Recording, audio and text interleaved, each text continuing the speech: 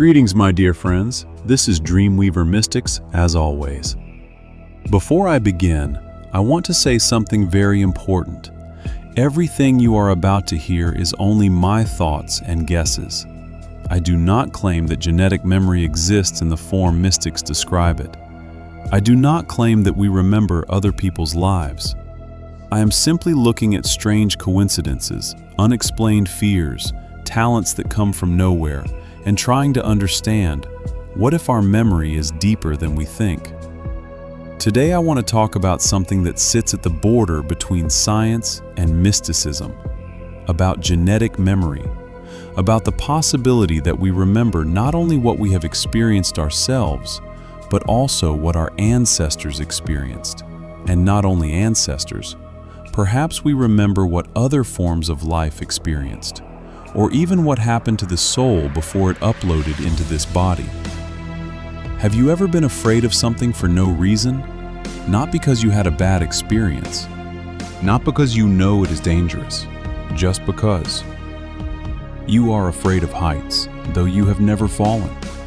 You are afraid of snakes, though you have never encountered one. You are afraid of the dark, though nothing bad has ever happened to you in it. Where do these fears come from? Science calls this instincts, innate behavioral patterns that are passed down genetically. A chick has never seen a snake, but it freezes when it sees a wriggling shape. A baby goat has never seen a wolf, but it runs away when it smells one. A human has never fallen from a height, but they feel dizzy at the edge of a cliff. These are instincts. This is genetic memory. But instincts are simple programs: fear, hunger, sexual attraction. What if genetic memory can be more complex? What if it can transmit not only instincts but also images and fears and even knowledge? In the 1950s, American psychologist James V. McConnell conducted experiments with planarians, flatworms. He trained them to navigate a maze. Then he cut the worms into pieces and fed them to other planarians that had never seen the maze. And those that ate the trained worms navigated the maze faster than the control group, as if memory was transmitted through ingestion. This experiment caused much controversy. Some scientists tried to replicate it and failed. Others confirmed it. But the very fact that such an idea is discussed at all says a lot. Perhaps memory can indeed be transmitted not only through learning, but also through biology. In 2013, scientists at Emory University conducted a more rigorous experiment. They trained mice to fear the smell of cherry blossoms. The mice were given electric shocks when they smelled cherry blossoms.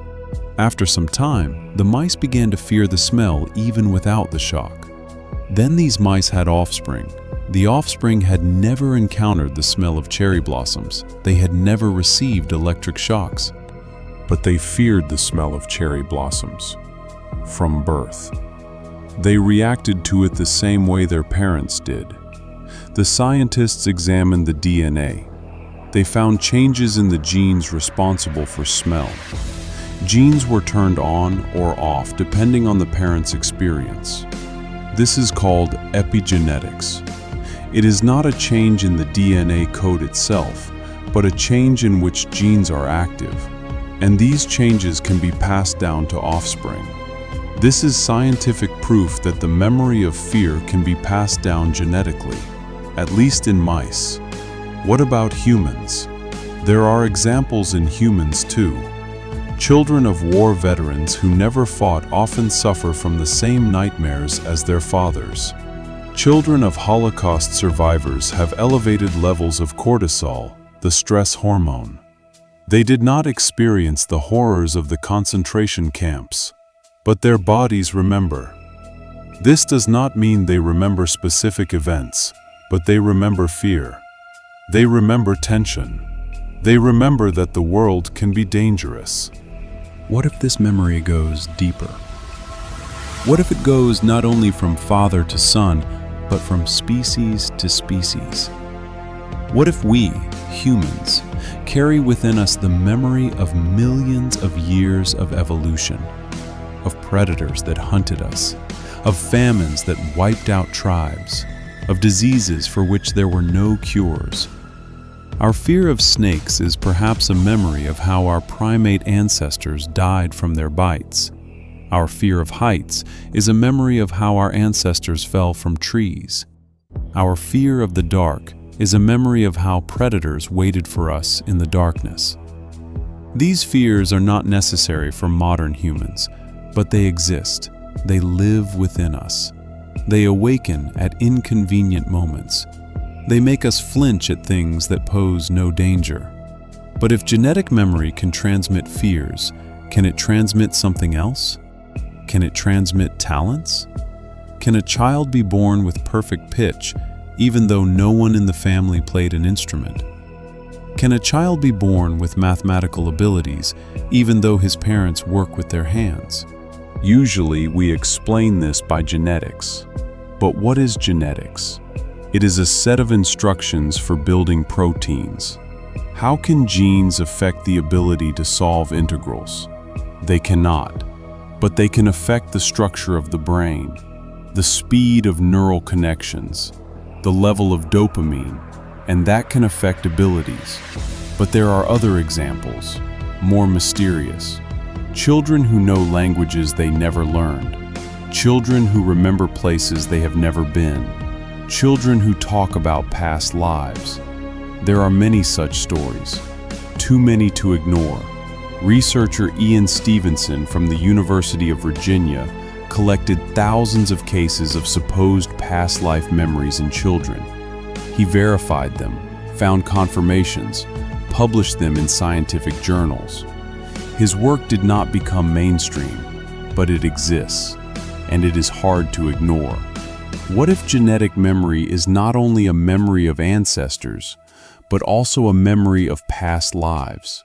What if the soul, moving from body to body, leaves traces?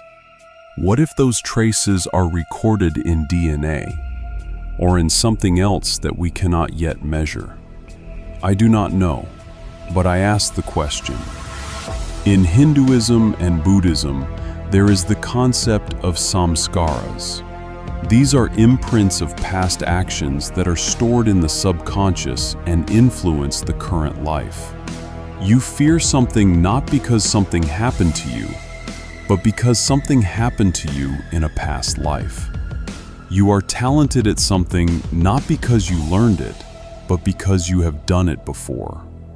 Samskaras are the genetic memory of the soul. In Hindu tradition, it is believed that the soul comes into a new body with a certain set of inclinations. They are not random. They are the result of past actions. And the task of a person is to recognize these inclinations, overcome the negative ones, and develop the positive ones. This is very similar to what we are discussing today. Only instead of DNA, it is karma. Instead of genes, it is samskaras. Perhaps science and mysticism are talking about the same thing, just in different words? Perhaps the fear of the dark is not only a memory of predators, it is a memory of losing control in the darkness. A memory that darkness is a boundary. A memory that beyond that boundary lies the unknown. And the unknown has always frightened humanity, and always will. Perhaps a talent for music is not only a genetic stroke of luck, it is a memory of how the soul once played, in a past life, or in a childhood we have forgotten. Perhaps that strange feeling that you have been to this place before, déjà vu, is not a brain glitch. It is a moment when genetic memory, or soul memory, breaks through the veil of forgetting. I remember an incident from my own life. Once I was driving in an unfamiliar city. I had never been there, but when I turned onto a certain street, I was overcome by a strong feeling that I had been there before. I knew that around the next corner there would be an old oak tree, and there it was. I knew that 2 houses later there would be a carved gate, and there it was. I cannot explain this logically. I could not have seen a photo of that place. I could not have read about it. But I knew. Perhaps I once lived in that city, in another life. Perhaps my soul remembers. Perhaps this memory is recorded somewhere in my DNA, in epigenetic markers, in something that science cannot yet measure. I do not know. But I know that this feeling was real. There is another aspect of genetic memory rarely discussed: trauma. Not only individual trauma, but ancestral trauma. Trauma that is passed down through generations. Children of those who survived famine often suffer from metabolic disorders. Their bodies remember hunger. They store fat, just in case, even when food is plentiful.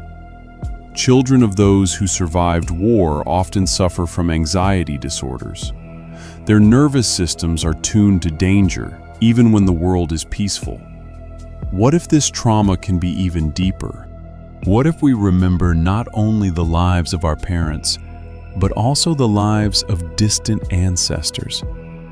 What if the memory of slavery, of displacement, of massacres, of losses, lives within us? Some studies show that descendants of African slaves in America have higher cortisol levels than other groups. They did not experience slavery, but their bodies remember. Descendants of Holocaust survivors also have elevated levels of genetic stress markers. They were not in the camps, but their bodies remember. How far can this memory go? Perhaps we remember not only human history. Perhaps we remember the history of the species. Perhaps the fear of saber-toothed tigers lives within us, though they went extinct thousands of years ago. Perhaps the memory of ice ages, of droughts, of floods lives within us. Our love for sugar and fat is a memory of famine. Our desire to sit by a fire is a memory of times when fire was the only protection against cold and predators. Our ability to recognize snakes without training is a memory of those who did not recognize them and perished. We are walking archives. Our bodies store the memory of millions of years of evolution. We just do not know how to read it. What if we can learn to read it? What if meditation, hypnosis, lucid dreaming are keys to this archive? What if we can access the memory of ancestors, the memory of past lives, the memory of the species itself? Shamans entered trances and saw visions. They said they were communicating with ancestral spirits. What if they were indeed communicating? Not with spirits, but with genetic memory. What if their visions were information recorded in their DNA that they learned to decode? In African traditions, there is the concept of blood memory. It is believed that a person can remember what their ancestors experienced, and this knowledge is passed down through rituals, through songs, through dances. Modern science is only beginning to approach this. In the 2010s, a new field emerged: epigenetic inheritance. Scientists recognize that not only DNA, but also its modifications can be passed down to offspring. This discovery revolutionized biology. It turned out that Lamarck, who believed in the inheritance of acquired characteristics, was not so wrong after all. What if this is only the beginning? What if we discover that memory can be transmitted not only through molecular mechanisms, but also through something else?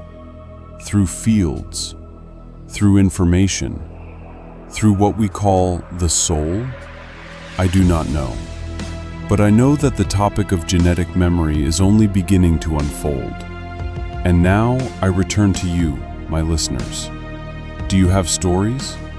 Do you feel fears that cannot be explained? Do you have talents that come from nowhere? Have you experienced déjà vu that cannot be explained? Share in the comments. I read everything. And that is all for today.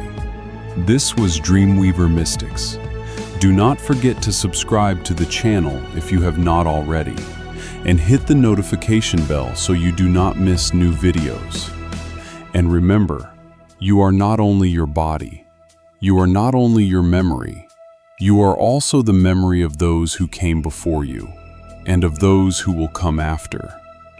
Until next time.